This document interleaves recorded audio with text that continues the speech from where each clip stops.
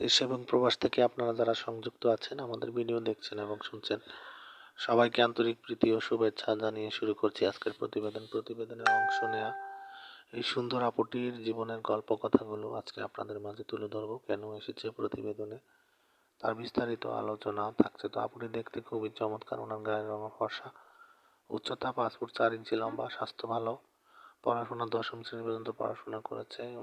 ওনার বর্তমান বয়স 19। ওনার বিয়ে শাদী হয়নি। ওনার পরিবারে ওনার বাবা নেই, মা আছে, ওনার ছোট বোন আছে। বোনটি আপনার স্কুলে পড়ে। আর উনি বর্তমানে একটি হসপিটালে নার্সিং পোস্টে চাকরি করে। ওইখান থেকে যতটুকু স্যালারি পায় উনি ওনার মা বোনকে নিয়ে কোনো মতে জীবনযাপন করছে। আর আর্থিক অসচ্ছলতাই হচ্ছে ওনাদের মূল কারণ।